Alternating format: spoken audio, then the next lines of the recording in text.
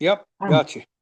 yeah, hi, my name is Roy Canterbury. I'm going to be hosting Archer Talk 101, and we have Wayne on the show with today, and we're going to talk about some of his exciting hunts and see what he's got going on in his archery world. Welcome to the show, Wayne. Hey, how you doing today, Roy? Good. Oh, if you introduce yourself and then tell us a little something about you so our audience can get to know you. I'm Wayne Dixon. I'm a father, a grandfather, a diesel mechanic, but I've been a traditional bow hunter now for probably about 40 years. Yeah, probably longer than that because when I was a kid, I ran around in the yard and little makeshift hickory bows shooting at grasshoppers and rabbits and anything else. So I've bow hunted for a long time now, and the bulk of my bow hunting years was with a recurve or a longbow. I have hunted with a compound, and occasionally, if life gets really, really busy and I don't feel like I practiced enough with the traditional bow during the year, I will take a compound out. That's just ethically, that's the right thing to do. Um, Right. I've taken every critter in the state of Virginia with a traditional bow, um, with the exception of waterfowl. Um, I've taken elk, large black bear. It's but 40 plus years of doing this is a lot of time to get lucky. Yeah. Yeah, it is. It's starting out, I know when I started, there was no compounds. They didn't exist at the time. So you had to start with a recurve or longbow, and of course that was in the '60s, and it wasn't late '60s, early '70s before the even compounds even existed, and kind of It go was from kind of there. funny when we first started bow hunting, and up until I guess I was in my mid 20s, bow hunters were basically hated. They were hated by rifle hunters, by muzzleload hunters, by landowners. You just about had, unless you had some real good friends that had private land, or you had private land, or you could hunt public land. Um, Bow hunters were hated. I mean, it was just in my area, um, for a variety of reasons, but the gear wasn't quite as good, and they lost. Seemed like they lost quite a few deer back in those days, and so it was an uphill battle on that aspect of it. Tell people I proudly told people even during those years, yeah, I'm a bow hunter, and sometimes somebody'd shake your hand, and sometimes you get dirty looks. It Yeah. was it was a little crazy. Yeah. Well, if you don't practice with that traditional equipment a lot, it's hard to get good enough to take them shots. And anything longer than 10 yards gets real difficult with traditional unless like you practice a lot and you take those longer shots. And I know I keep my when I do shoot a recurve, and it's always really close shots because I just don't practice enough with it. Well, I use compound mostly, but I practice in the summer out to some pretty long ranges, but especially if I'm going out west elk hunting. But here, I live in the southwest part of Virginia in the mountains, and during bow season with the leaves on, October, a long shot for me is probably I could manage a 30-yard shot in the woods, but most of the time my shots average from 8 to 12 yards. Um, about every deer I shoot bear, I've got a 500-pound bear in there I killed with a longbow. I shot him at 14 yards. It's a game of feet. Archery's a game of feet anyway. yeah. I bow hunt because I like to hunt close. Some guys use a crossbow because they want to be able to shoot 50, 60 yards. It's whatever you want, whatever you're looking to achieve with your own goal. Yeah, and that's what, I consider archery a sting with a stick with a string flinging another stick. So if you fit that category, you're doing archery. And, depends, that traditional equipment, takes a lot more practice than a compound. And, if you can't really hold back one, I'm recovering from a bypass surgery, so I can't shoot my compound bow or my recurve bow. But I could shoot a crossbow. The only problem is I couldn't do much help in pulling it out. It's one of those things that if I did shoot one, I'd have to have my son with me to help pull it out. And And so, it's whatever it takes, if you can get out there, get out there. And unfortunately, this year, I'm not going to be able to get out hunting of any kind, but next year. Now my wife, after we met and started hunting together, and she got into archery as well, pretty big, and she took her first archery buck last year, and it's like I say, it was the same way, 15-yard broadside shot. Where we live here, it's close. 9 times out of 10, your shots are going to be close. Now this time of the year, during rifle season, you can make some long shots in fields and stuff, but the laurel thickets and rhododendron thickets and woods and stuff here, they're just not conducive to long shots. So it lends itself to a bow hunter. Yeah, I know my first year was 40 yards, and I think I've shot one or maybe two at 20. The rest have been 10 yards or less. Now I killed an elk in 2021 in Colorado with a recurve, and I shot that elk at 40 yards. Uh, I mean, that's a different kind of hunting. The Midwest and out west is just Yeah, more open country. Here I've got, you know, structure and rocks and hillsides and stuff. You can sit down on the ground and get 5-10 yards from a deer here. Pretty easy. yeah, a lot of cover definitely helps you, and it also makes them shots a lot shorter too. And it, the whole key is practice where you're going to be shooting. If you're going to be shooting, going to have those 40-yard shots, it'd be kind of routine, like you said, out elk hunting in Colorado or someplace like that. Uh, you know, practice those 40, 50, and 60-yard shots. If you can shoot at 60 yards and get a good group, then 40-yard shot is going to be easy. And Well, that's not kind of easy, but yeah. I'll shoot out to 60, uh, practicing during the summer if I'm going elk hunting, and I limit myself to 40 yards. With a 50-pound recurve, 500 grain arrow. I'm a 10 grains per pound kind of guy. Uh, I don't like to go extreme lightweight, and I don't like to go extreme heavy. I like it 10 GPP. Um, a really sharp cut on contact broadhead. You know, that it's almost primal. You know, Yeah, it's the effectiveness of a traditional bow never ceases to amaze me. Um, you know, I can take a compound and blow plumb through a deer, and you don't really slow the arrow down, because you have so much energy. But with right. a recurve or a longbow, you know, your release has to be absolutely perfect. Your bow hand, you can't drop that bow hand. It's not forgiving at all. And it's all the stars got to align, and you get a straight arrow and full penetration. And I don't know if there's any drug in the country that could be any better. No, no, that's just amazing, when you can take something, so primitive and you can efficiently kill, some of these big animals with it. That broadhead penetrates in there. And nice thing about the heavy arrows, they may not be going fast, but they just don't slow down very quick. That mass keeps carrying. And like I say, I've always been a 10 grains per pound kind of guy. I mean, always, in every one of my traditional bows. And when I say every one, I should be ashamed of myself, but I'm not. I've probably got 25 traditional bows. Mike Roberts at Sock Trail Archery, he's built my wife a bow. He's built me 3 or 4 bows. I've got bows that I've inherited. I've got bows that I just passed a bow down that I hunted with as a kid. I've got a 1973 Bear Super Grizzly that I've taken quite a few deer with through the years. And my son, he's got kids now, active duty military. Um, that was actually, I gave it to him 2 years ago. So he thought that was an incredible gift. Obviously, you know, Yeah. that bow has a lot of history.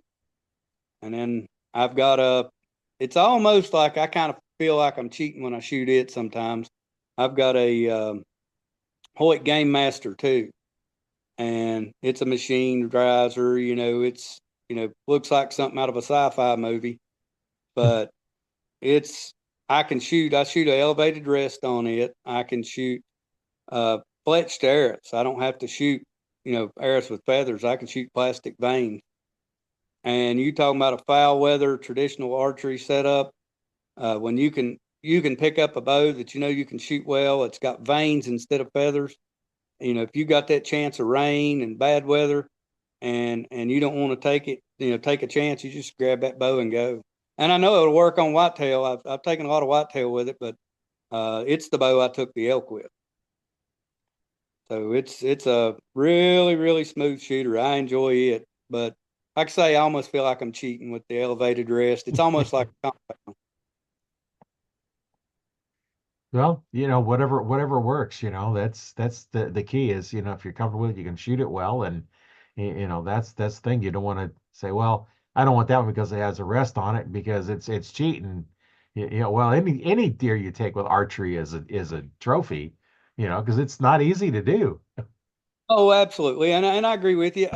I've always told people, traditional archery is a self-imposed handicap. That's what it is. It's self-imposed handicap. And I see these guys out, and it really makes me mad. They're the elitist frame of mind, and they think they should have this section of the woods by themselves. They should have this whole area by themselves, and I'm the opposite of that. I don't care if you are on the other end of the ridge with a shotgun. I don't care if you're over there with a high powered rifle. If I'm carrying my traditional archery gear, that's a handicap that I imposed upon myself. And Right. it's not me to handicap you and the rest of the world. True. Yeah. Because if it's during a firearm season and just take a firearm, but choose to take archery equipment and there's just something about shooting that bow that's more fun than shooting a rifle. Now, I've shot rifles, I've shot deer with rifles, but I've shot more with my bow. Um, I just prefer it, but because you're closer, you get to interact with the animal more, and you don't do that with a rifle. Now, during late season here, like I'll generally rifle hunt, and I rifle hunted yesterday when I took that buck. And I'll black powder hunt. I've got 11 black powder rifles.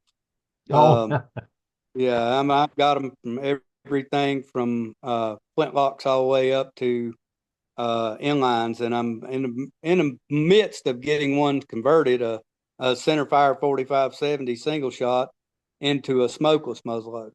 So I enjoy all aspects of hunting, but after the rifle season closes here, we've got several weeks of late black powder and archery, and I really enjoy getting in the woods in that time because the deer are really hard back on food sources, and you find a good food source that late in the year, you can see every deer on the mountain.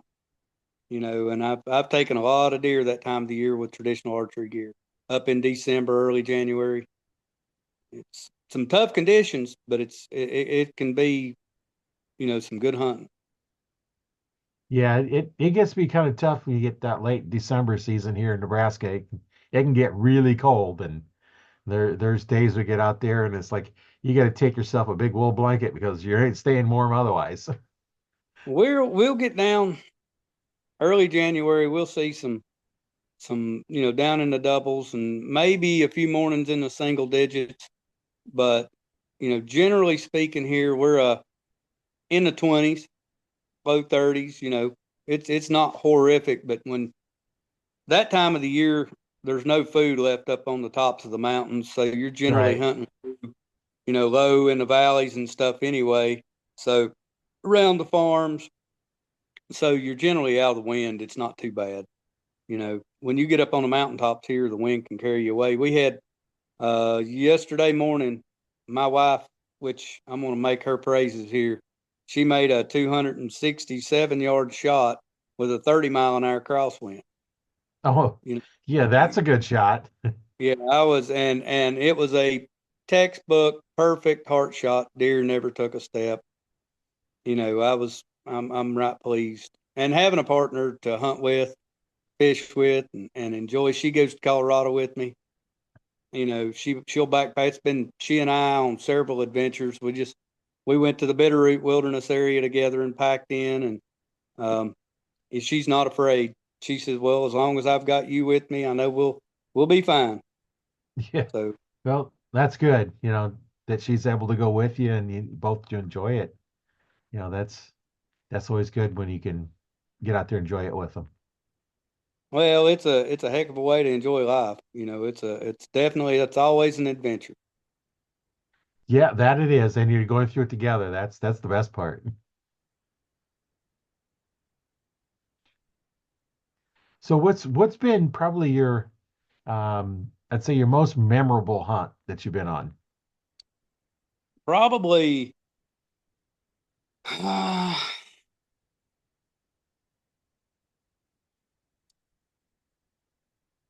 probably my first Pope and Young size buck. Um, it's one that I kind of reached outside the box. I was hunting with the old 1973 Super Grizzly. It was 45 at 28 using cedar shafts, bear razor heads, and it was 1997. Um, Hunting some public land in North Carolina. I live in Virginia, but though in those days I lived in Carolina, and I was hunting some public land in Western North Carolina. Uh, Found a bachelor group of bucks going from a public land to a farm, and they were traveling this ridge every morning and every evening to and from this farm. And first morning in the tree stand, three bucks fed right under me, and a bigger buck would feed 40 yards out, wouldn't give me a shot. And I think he saw me move the first time there. And after a week or two of this, you know, these three bucks feeding right under me and him going around me, I reached, like I say, went way outside the box. I got an old pair of military camo, filled them full of leaves, tied them up into the tree stand, Oh, and walked up into the hollow where that buck was passing the stand around a laurel bush. And I crawled under that laurel bush, got myself situated before daylight. And when he came through, I shot him at 7 steps. oh, And 12-point buck, beautiful deer. Um, and that was probably the beginning of the end. It turned into just how big a buck can I kill and just how close can I get them. You know, for a long time, I wouldn't hunt with a muzzleloader or rifle. It just kind of started a fire. And the older I get, you know, I kind of slowed down a little bit these days. I don't necessarily look at it as cheating anymore, but I don't move as fast. I don't get as far back in the mountain, but I still enjoy it. yeah. And I've got a I've got a black bear in the Pope and Young record books that I killed with a longbow. Actually, it's a longbow that Mike Roberts made. Um, it's a Medora. It's 50 at 28. It's a 56-inch longbow. Um, I shot that bear at 14 yards. I was hunting three big bears. Two of them had kind of give me an education for a couple of weeks. Middle of bow season is October 19th. And so I set up on this third bear, and he ended up being 20 and 3/16, 18 inches, of course, Pope and Young for bear. Out of 10,600 bears in the Pope and Young record books, he's number 1579. So, and that bear kind of started a tumble. I become real involved with bear hunting now. I mean, I've even got bear dogs now. I've got Oh, yeah. two West Siberian Lycas that I bear hunt with. I'm a founding board member of the American Bear Foundation, the Virginia chapter. Um, we're full on 501c3. Everything we do is through swag sales and donations. We go to all the big game shows. We advocate for bear hunters here in Virginia and black bears. Right now we've got a bad sarcoptic mange breakout in the Shenandoah Valley, and it's creeping south and west. So, and it's killing 2/3 of the bears that it infects. So, we're working closely with our Department of Wildlife Resources to kind of put an end to this sarcoptic mange. Stop it in its tracks because where I live, there are a lot of bears, and I mean to the point we see them. I can let my dogs out of their pen 1 to 2 days a week. They'll tree a bear within 250 yards of my house. Oh, Yes. that's close. Yeah. And so you don't want the mange to come through here. You wouldn't want it to come through here anyway, don't get me wrong. But if the mange gets in here, it'll be bad. It'll be real bad. Especially with it killing 2/3 of the bears it's infected. Yeah, that's it's time to get out there and do what you can to get those that are infected out of it before they infect anybody else, any of the other Well, ones. our DWR for the longest time just and I don't want to surmise why, but they didn't really use good science. Their 10-year management plan wasn't that great. I'm not a fan of 10-year management plans. That's when they're reassessing every 2 or 3 years, a lot can happen. Right. Disease out in, population, hunters have a really good year, whatever. You need to adjust those numbers next year, not 3 years from now. Right. And so we're working with them. They're using better science. They're uh, using DNA information now, hair snares. They're trapping and collaring bears. Um, Now, before, after everybody listens to this, they're going to say, well, how come they don't just catch them and treat them with ivermectin? Well, here's why. We caught 10 bears here in the state of Virginia, and all 10 bears were infected with mange. Treated all 10 bears with ivermectin, got them better. Some of them they treated with other methods, but they got all 10 bears better. Within 18 months, all 10 bears had contracted sarcoptic mange again and died. So treating does not work. You've got to stop the progression. You've got to set up containment zones to keep. And if that means we've got to kill a lot of bears in one area to keep these bears coming in contact with these healthy bears, that's what we've got to do. Right. I live in a CWD zone, which is, all jokes aside, from September, the first Saturday in September till the last Saturday in March, I can kill does with a high powered rifle. All I want, I can buy 6 tags for $18. I can shoot just as absolutely many does as I want. The bad thing about that is that means there's a lot of food base here. Spring of the year, bears eat a lot of small fawns, especially 250-pound or bigger boar bears. Yeah. And so we've got some massive, massive bears here, and a lot of them sows with 5 cubs, 4 and 5 cubs. So there's plenty of food. If this CWD wipes out the deer, then it's going to do the same thing with the bear, because the deer's a food base for the bear. Right. So which CWDs, I don't see it wiping out the deer population. I see the fear of CWD wiping out deer populations. I'm gonna correct that. Deer don't show signs of CWD till they're 5, 6 years old. Most of the time you see a deer that's died of CWD, it's an older age class animal. Well, why do you go along and kill all your younger age class animals just in case they might have CWD? You know, Yeah. so it's, hopefully we're getting better with all the science with the bear and the deer, but time will tell. Yeah. Yeah. That's the thing. If you have a 10-year plan, but you need to readjust every year, you say, well, we need to do this and we need to do it by this time frame, and then you go through and figure, okay, what do we need to do, and reevaluate every year and adjust. Because like you were saying, it's like, well, if you plan, well, we're gonna do this in 10 years, and you don't look at it again, it's not a plan. It's just a dream. Well, what's kind of interesting to us at the American Bear Foundation, and of course I'm privy to the numbers. 5,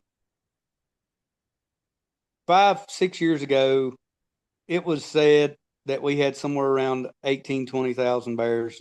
Say 10 years ago, we had around 20,000 bears. Okay. Bear population has a 6 to 9% growth rate. So I used 7.5%. That's after hunter harvest. That's after vehicle fatalities. That's after kill permits with farms. So before this, take sarcoptic mange out of the mix, that puts us in that 35,000 bear range if you do the math. Yeah. And our Department of Wildlife Resources will never admit it. And here's why they'll never admit it. If the Farm Bureau ever realized that we had 35,000 bears, then they would demand that we had 2 tags and longer seasons and so on and so forth. So that'll Right. never, you know, and we're managing there. Currently, we're working on, our DWR is working on a better management plan, but currently we're managing bear just like we're managing white-tailed deer. And I'm sorry, but a bear's an apex predator. You can't manage an apex predator just like you manage a white-tailed deer. It's impossible.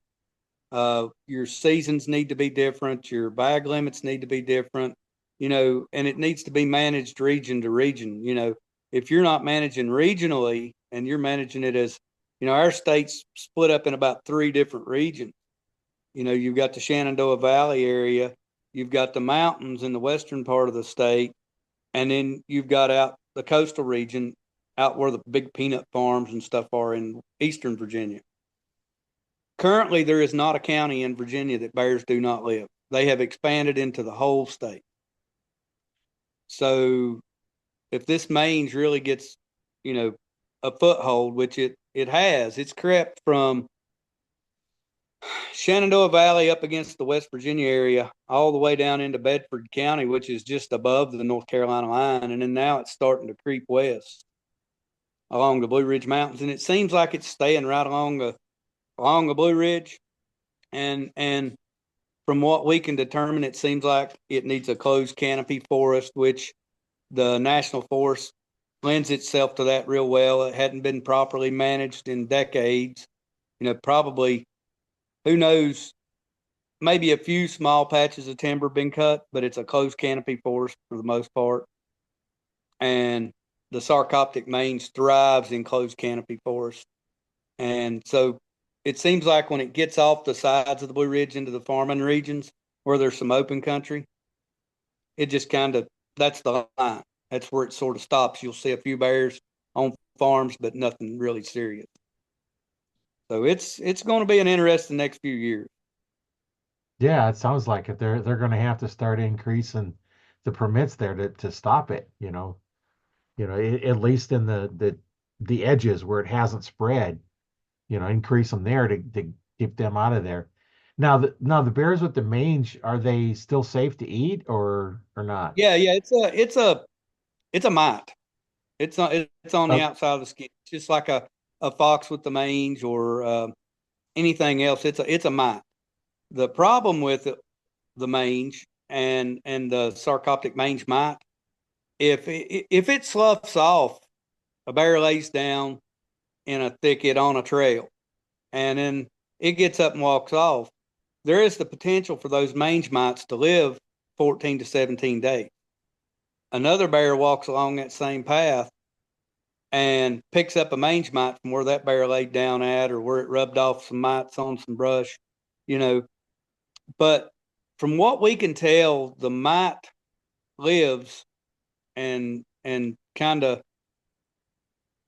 lives in dank, dark areas. You know what I'm saying? Like rotten logs, that kind of, standing timber rotten, that kind of thing. That's where it really thrives.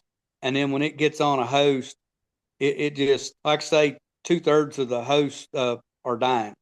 2/3 of the bears that catch the sarcoptic mange, get the mite, they're dying. Some of them are getting better, the bigger, stronger bears.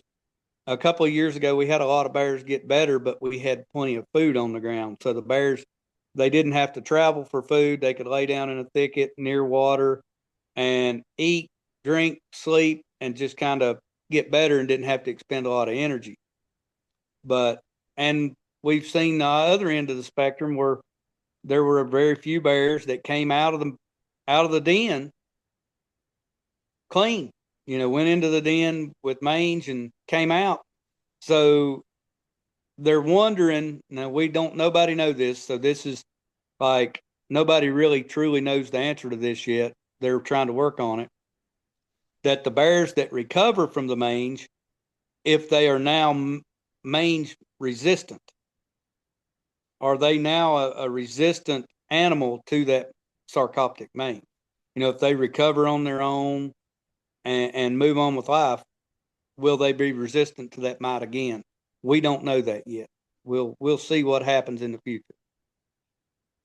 Yeah, you're going to have to see, those that recover, how long do they live? They live, normal lifespan, or they, you know, catch it again and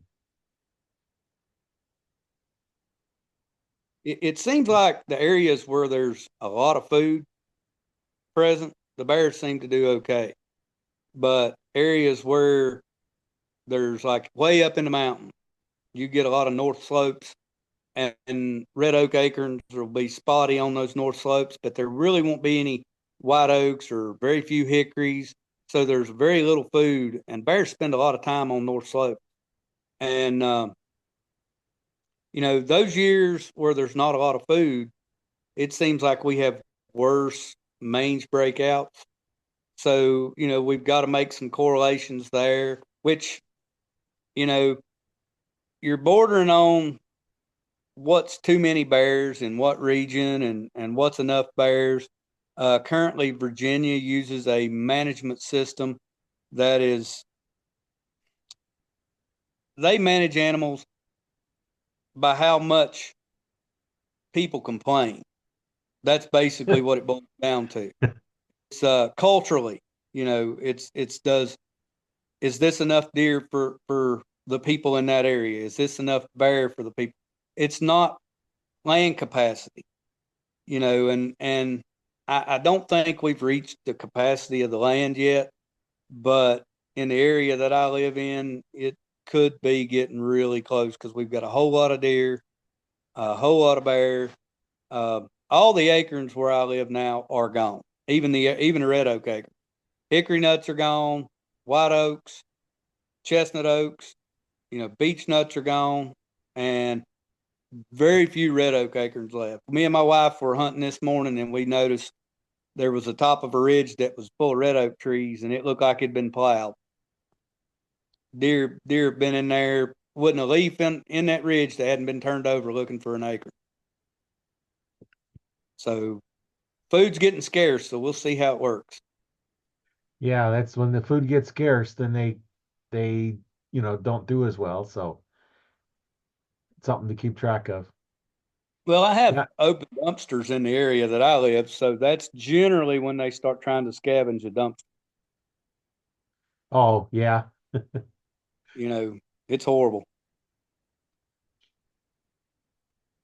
Well, I know everybody's interested, we'll put a link in the description to to the place that we've been talking about here, and then that way if anybody's interested in getting more information, they can contact it or possibly even contact you and get more information, especially if you're out there in Virginia and want to help. That'd be great, some Well, contact information.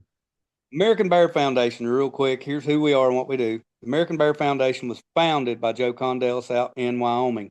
It was the Western Bear Foundation. The reason he founded the Western Bear Foundation is because of all the bear money out there was being eat up by grizzly bears. And, the black bears needed a voice too.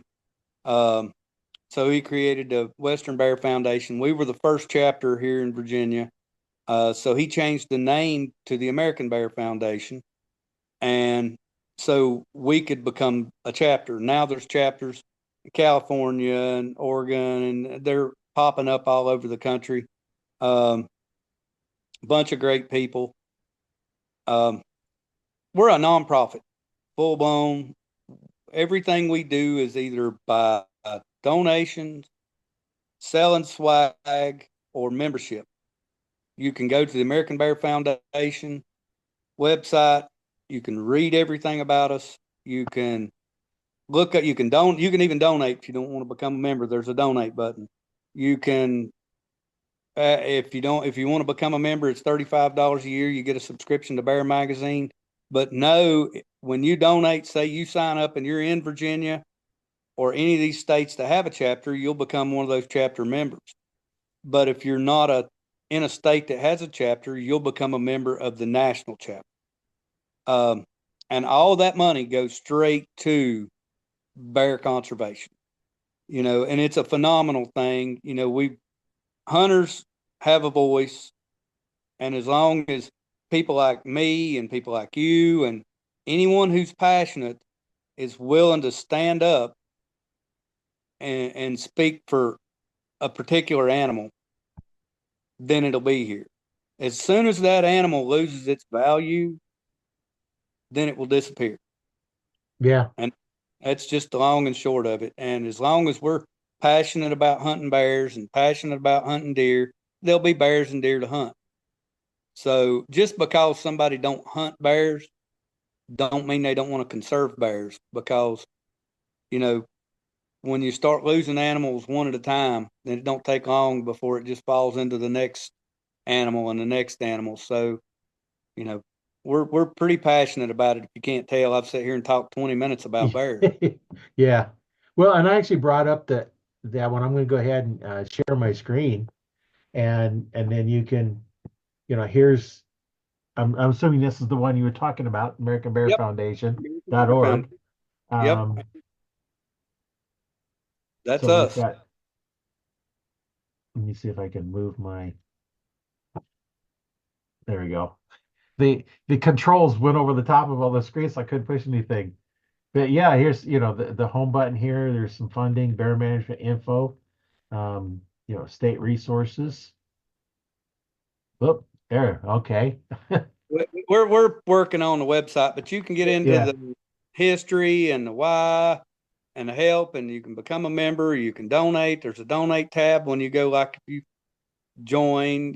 It's easy to navigate. Once you become a member, you can buy swag, or you can come to either one of the Virginia.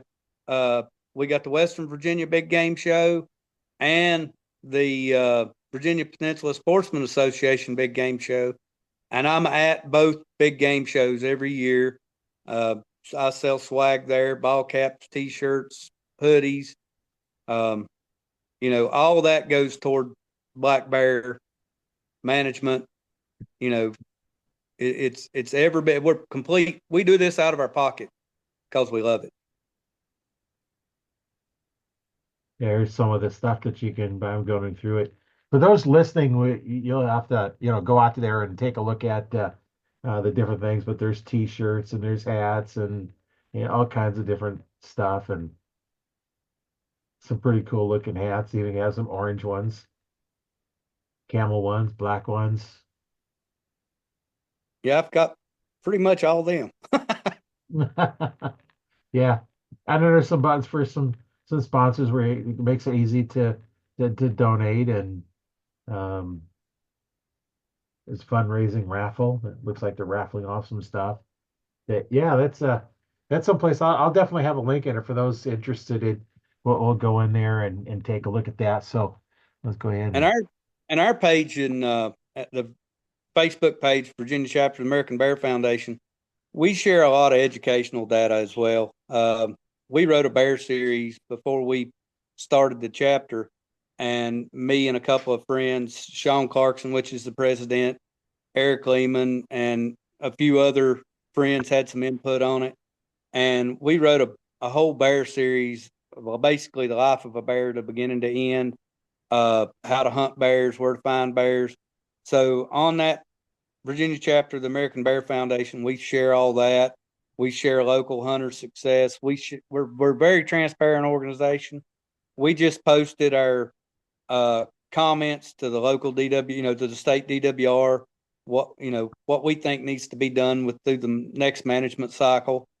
We think the transparency allows you or any Virginia resident or anybody that hunts in Virginia to be able to look at and see, okay, I like that. That's a good idea, and, they might get on the DWR website and make their own comment, yeah, those comment periods are important. They need to know the general public's opinion. right. So what was the name of your Facebook? page? Virginia chapter of the American Bear Foundation.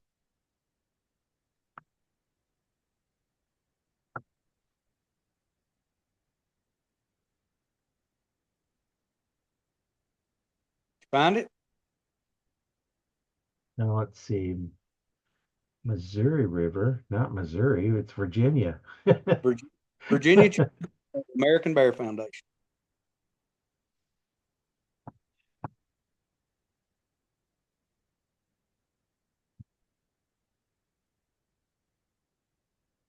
Okay, why is it not? It's got Missouri Bear Foundation and American Bear Foundation Oregon chapter, and why is it not finding the Virginia?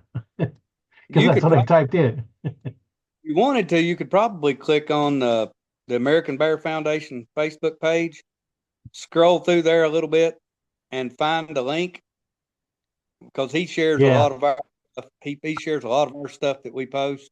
Well, let's just look for the American Bear Foundation. American Bear Lovers Community. Yeah, it's No,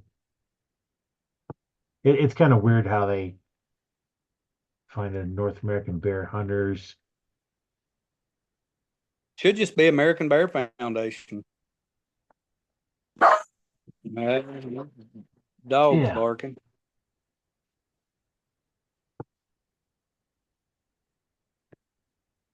American Bears. I don't think that's it. No, Yeah, that but looks like that's nothing to do with bear hunting and bears. probably not. But yeah, No, we've got a Facebook page. Um, after we get off here, what I can do is I can send you a link to it. yeah, and I'll make sure I get that in there. We'll find all those, make it easy, and then Yeah, just click on it and go. And uh, you know, for our listeners, if you go out to Arch Talk 101 Facebook group, it'll be out there. The video will be out there as well as on my YouTube channel, Learn to Fix Yourself. And of course, you can listen to this on Spotify and Audible, and we'll get out there. If you have any questions, just contact one of us, and we'll direct you where you need to go. And yeah, I'll get all those links in the description and make it a lot easier for you to that kind of got me to on my find bear them. dog. I have two West Siberian Lycas that are young dogs. Like they're not pups anymore. They're about 15, 16 months old. Um, and this is their first year bear hunting. We made it through the training season 2 months, and they've caught 27 bears this year. So we're really looking forward to December. That's going to be real fun. It's kind of like upland bird hunting instead of hunting. Yeah. You hound hunt. You turn the dogs out, and they might go 10 miles. These West Siberian Lycas that I hunt with, they basically hunt with you. You just get in the mountain and you hike, and they'll go out 700, 800 yards hunting bears, and they'll come back to you and see where you're at, and then they'll go off somewhere else. So it's a fun, really fun hunt, especially with friends. You can get in the mountains, hike, you know, have conversations, see some pretty country, and watch the dogs work, and have a really good chance of taking a bear. It's a real fun hunt. So that's kind of new. I grew up hunting mountain feist, and I've hunted coon hounds. I've got 5 mountain feists now. Um, just to squirrel hunt with, small game hunt. But Yeah. the West Siberian Lycas and hunting the bears with those dogs is something it's a recent passion. I hunted with Alex Karashev, and he's got a Facebook page. He's got a YouTube channel. Um, he brought a couple of these dogs over from Russia, and I had a chance to go with him in 22. And that bear I showed you earlier, I took that bear with his dogs on the ground at 6 yards. You Oh, know, yeah. So it's a high adrenaline, a lot of fun. And it's a good family, friends. Get out and enjoy nature. Late, you know, our bear season's in December, runs December 2nd through the first Saturday in January. So it's a really good time that time of the year. Just get out, hike, and hunt. And we yeah. have a time. Well, I actually found the site. Did you? So yeah, so let me bring that up. Uh, Okay, that's American Bear Foundation. If you can scroll through their posts, you'll find a post from the Virginia chapter that they've shared. the American Virginia chapter right here is a post. Right So there. yeah, we'll That's it. definitely get some links in there for these in there to That's, make it easier for you to get some information. And that's our recent proposal to the Virginia Department of Wildlife Resources.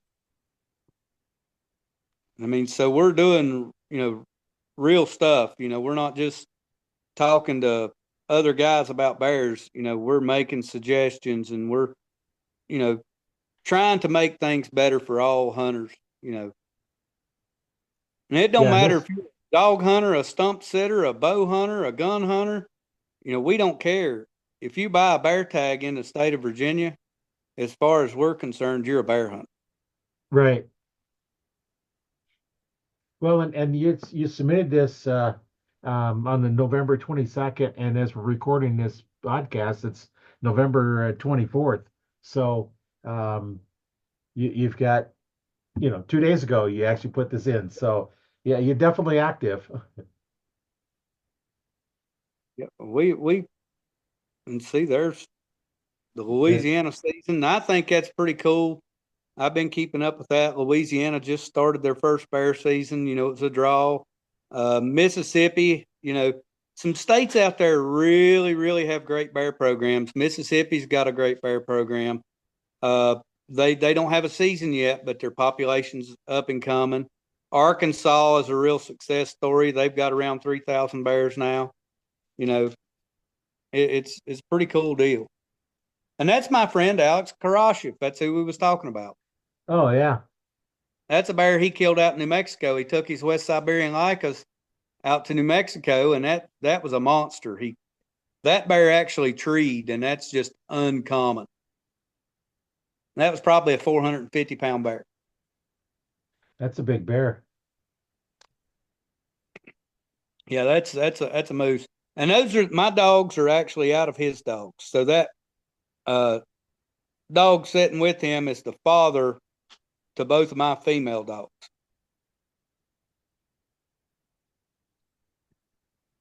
It's always nice when you get a dog that has got some pedigree where they're doing the dog's doing good and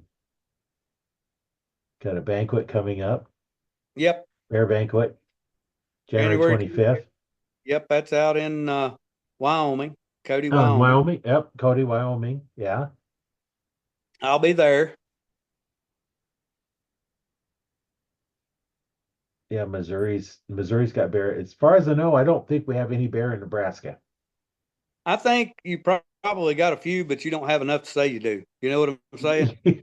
Yeah, we don't have any in the eastern part of Nebraska for sure. I haven't ever heard of a bear in or around here. But of course, there was a long time that the game and parks they said we don't have mountain lions here until one got hit on the highway. Then they had to admit it, and I've seen a couple of them. Yeah, now they admit that we have mountain lions here. And in one place I was hunting, they the farmer said, he's seen tracks in the '60s, mountain lions. It's just you never seen them because there's a lot of forest area and a lot of open area. Well, now as they're taking over their forested area when putting houses in, you're going to see them more because you're reducing their habitat. Well, I went through Nebraska, several times. We hunted out west. I mean, that is some beautiful country out there. It's so different from what I'm used to. Kind of Yeah, that rolling hills. It almost looks like uh, a lake with white caps. Where the just a roll after roll after roll. yeah. It's beautiful country. It really is. We thought it was. What did you hunt out here? Now we didn't hunt Nebraska. We come through there Oh, when we this not this past summer, but the summer before last. We took the youngest daughter, what we called it our Wild Wild West tour. We went around through by the Grand Canyon and then up through Arizona and New Mexico and around, and we come back. We done Yellowstone. We done trying to think Rushmore, the Badlands, and just kind of hit most of the major. stuff that you'd want to see if you went out west and just to look at stuff. And we had a really good trip. And then the wife and I came through Nebraska when we hunted Idaho, the Bitterroots. Uh, Oh we yeah. hunted we hunted the Frank Church in the Selway Bitterroot Wilderness, and so we came through across the top instead of coming back across the bottom. It would have been coming back down to 70 would have been a long poke for us to get back down. So we just went up, run 80 and 90. Yeah. Beautiful, beautiful country out there. Yeah, we got a lot of rolling hills out further west, and deer hunting out there is more muleys than whitetail.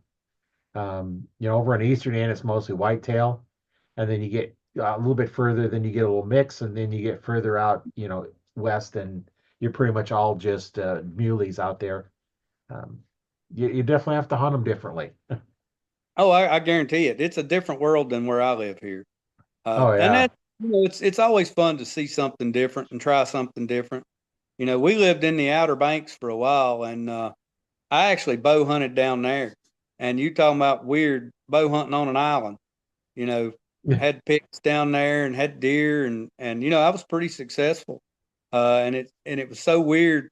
I would be successful. I'd harvest a deer or a pig or something, and locals would see it and they would freak out. They're like, there's people still doing that, because very few people hunted down there. There's Leroy Reynolds. He lives down there, kind of Buxton, and he still hunts. He's a big traditional bow hunter.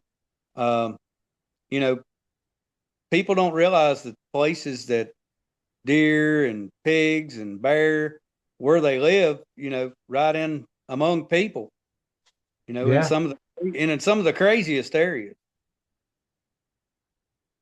yeah. You'll see deer right in the middle of the city sometimes.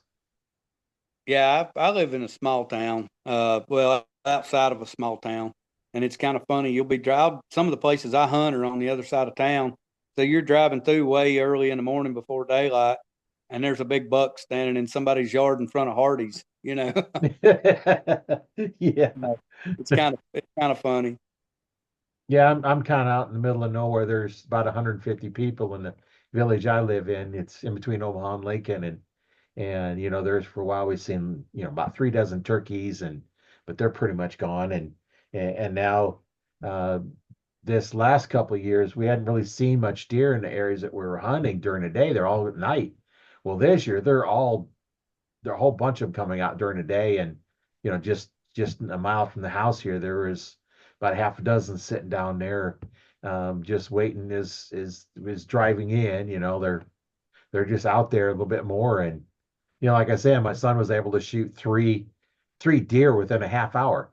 Shot the one, it run off. Two more come in, shot the one. The other one stood there like, huh, what's going on? So he shot it too.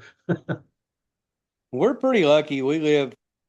There's farms on both sides of us, and we've got permission to hunt the two farms on either side of us, and then other farms that join those farms. So just here close around my house, I've got about 1,000 acres to hunt. Um, and then I have other 600 and 800 acre parcels to hunt, and that's all public, private land. And then when you cross north of me, you go across I-81, you get into the public land, George Washington and Jefferson National Forest. We've got like just in here in Virginia, like 1.4 million acres of public land to hunt. So I'm pretty blessed. I really am. I Yeah. mean, I've got a lot of good places to hunt. I probably just in the county that I live in, I probably got in the 2,500 acre to 3,000 acre range to hunt, and then access to thousands of acres of public land. So we enjoy it. We enjoy all of it. Yeah. Yeah, you're kind of lucky where you're at. You've got a lot of private land to hunt, and you got lots of options. And there are places here that are like that. But where I'm at, close by, I've got a couple of private properties that we're hunting, and they produce somewhat. They're mostly the one is the creek is where they come down to drink, And then other than that, the field's all eat corn or beans. There's no trees on the one farm, so you gotta wait from coming in the creek. And then the other one, there's a row of trees where they run along fence lines. That's the only place in the trees, and it's either corn or beans, and they're coming through. And there's one area where we've got our ladder stand up that that's kind of their highway where they run along that fence row, and that's always nice that we do have a spot there running through. And but it's not a big forested area. It's so you just have to depend on, when they're coming through at night, then we got to wait for me to move during the day, or figure out some way to make them come out there during the day. Well, like I say, we're pretty lucky. The farms, they're working farms. Um, one of them grows some corn. The other one's just a beef farm. So, the deer my wife killed yesterday morning was on one side of me, and then the deer I killed yesterday evening was on the other side of me. So, we're pretty lucky. We've got everything we've got to hunt, and generally within a 10-minute drive, we can be anywhere in the county where we've got permission to hunt. So, and of course it helped that my wife was a native of the county we live in, and she was a deputy in the county we live in. And then I'm a diesel mechanic, and so I work on a lot of equipment for these local farmers and stuff. So it gets us through the door and on the property. Right, because I know you. They know us. The guy bring his truck, his silage truck or his manure truck to the shop, have us work on it, and then, you know, after 3, 4, 5, 6 times of working on the guy's equipment, you get to know him, and then you just ask, you just put it out there. Hey, I hunt. Would you let me hunt? Sometimes they say no. I mean, that's the worst thing they can do, say no. You know, Right. they're not going to eat you. No. And it's like, yeah, no. And if you archery hunt, you're gonna get on more property than rifle, because some of them don't really, they don't feel comfortable letting somebody they don't know very well on with a rifle. But bow, you seem to be able to get on them a little bit more if you say, hey, I'm an archer hunt, an archery hunt for deer on your property, and sometimes you'll get on. And I know around here a lot of the farmers, because Omaha and Lincoln used to have either one or two. It's the way that places do them here. They put a one dash and the number is Omaha, two dash and number is, they do it by county, and two is Lincoln. And I one guy's, because we lived in 59 County, which is just kind of the outside of Omaha. It's one and we're 59. And he says, see, there's many times he go up to the farmer, look out, look at his plates, see the 59. And, yeah, you can go right up here. They're looking for a one or two, and they say no. Yeah. Now the bear has really opened a lot of doors for me because there's not a lot of archery bear hunters out there. Most guys they've got them a couple of big bucks pegged, and they don't want to see bears. Bears mess up game cameras. You know, bears tear down chicken houses. That kind of thing. They don't want to see bears. So when I go up to a farmer and tell them that I'm a bear hunter, and my wife's a bear hunter, and we want to hunt them with archery gear during October, which is by far your best chance of seeing a bear. See, I can't bait here where I live. All right, Lou. I can't bait where I live. And then on top of that, um, the county that I live in, I can't use my dogs to hunt. So if I'm hunting near my house, I actually have to hunt natural means, spot and stalk or tree stand or whatever. And you tell people you're bear hunting, these farmers will let you on in a heartbeat because bears can tear up thousands of dollars worth of crop in Oh just yeah. so bears been my end on a lot of places. Yeah, because they do this, they can destroy a lot, and it's hard to keep them out if they want in. They're big enough and strong enough, have sharp enough claws, they're gonna get their way in. Yep, bear decides it wants in, it's coming in. Especially some of these 500-pound boars around here. Oh Uh, yeah, they decide they want your chickens. Unless you've got electricity around it, they're going to be eating chicken. If they decide they want your pigs, unless you've got electricity around it, they're going to be eating pigs. I mean, that's just how it is. Yeah, and you can't electrify everything. Well, you about have to around here. Yeah. Yep. Yeah, that's the thing is, and who knows if they might come in and, you know, bust through it anyway, and then all of a sudden it's off. And Yep. I've got a buddy that has beehives, and it's like trying to get into Fort Knox to get into his beehives. oh yeah. Yeah, because he's Uh, got electric fences around them, 2 rows sometimes, just to keep the bears out. So it can get interesting. That's for sure. Living in yeah, bear country is a lot different than people expect. yeah, I never really thought about that, I hear, bear hunts and stuff like that, but I haven't really heard the stories that you've been telling. And it's kind of interesting, not having bears here in Nebraska or enough to even, count, because I don't know where they'd be at, because you get out in the sandhills. I don't think the bears would really do very well out in the sandhills, because there's not really a lot of food out there. Kind of funny. We were on vacation this last summer down in Key West, down in Florida Keys with Key Largo, Yeah. and the guy next to us was looking at my cooler. We had fish in a cooler, and he's like, "What in the world happened to your cooler, dog?" I'm like, "No, that was a bear." You know, bear cooler had said we just set the cooler outside the house here. You can't leave anything outside, and the cooler was empty, but we hadn't cleaned it before we put it up, and the bear just took a couple of big bites top of the cooler, and it's just perfect. You can see the bite marks right down in the top of the cooler. You know, and that's here at my house. You can't take trash out and put it on the bed of the truck the night before. You can't.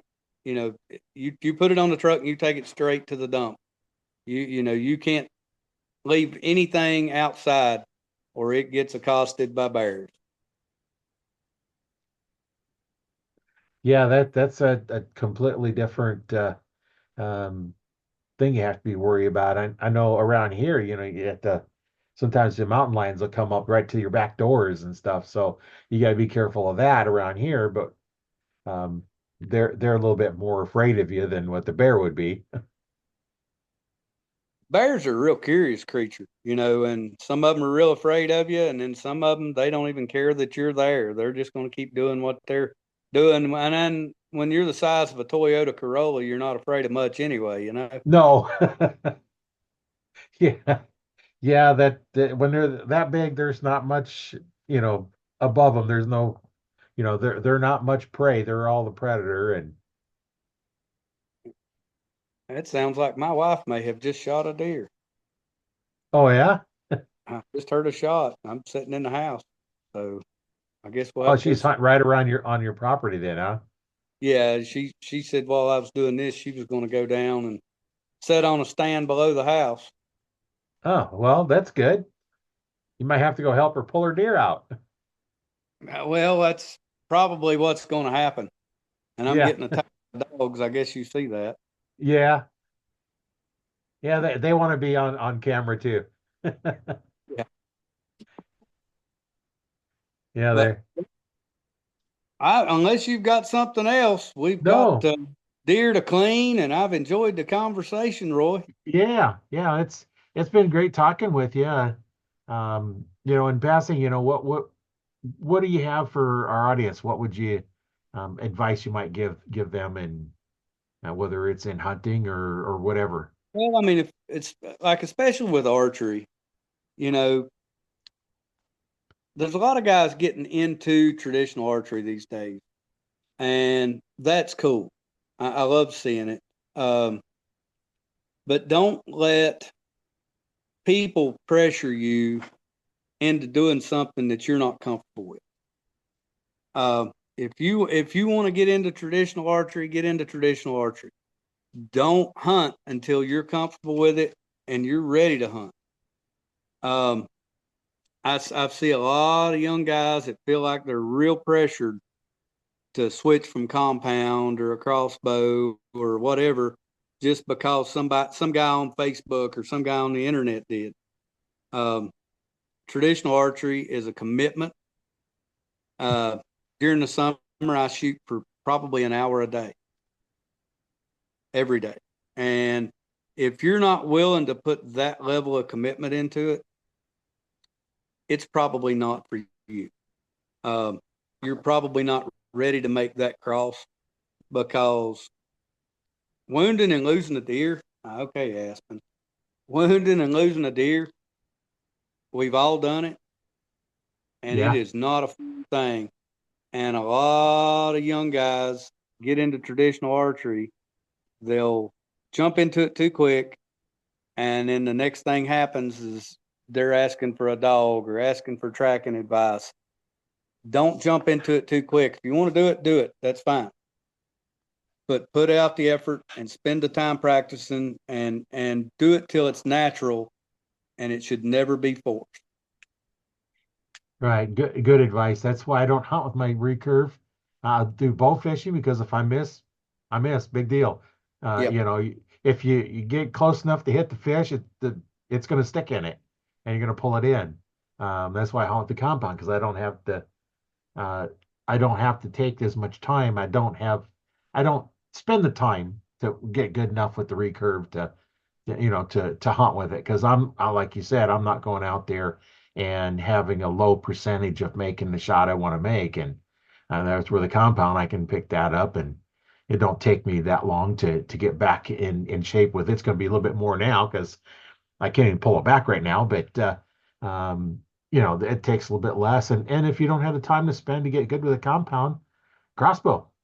It Yeah. don't take near much time with a crossbow, because it's like shooting a rifle, just a lot shorter range.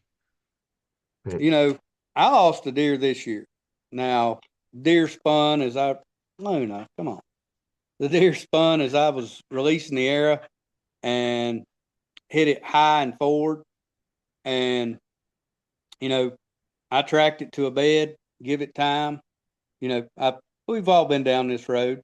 When yep, I went when I went back the next morning, a bear had done found my deer, and so I didn't even get to recover a rack. If coyotes find it, generally you just recover the rack. Uh, right. but no, bear usually they Luna. But if bear finds it, generally they carry him off. It's in the deepest, darkest hillside in the thicket somewhere, and you might stumble on it by accident one day. But you don't want to go chasing after her with the bear that's got it, because he's not going to give it up. Oh no, he's not going to give it to you. It's not going to happen. Yeah.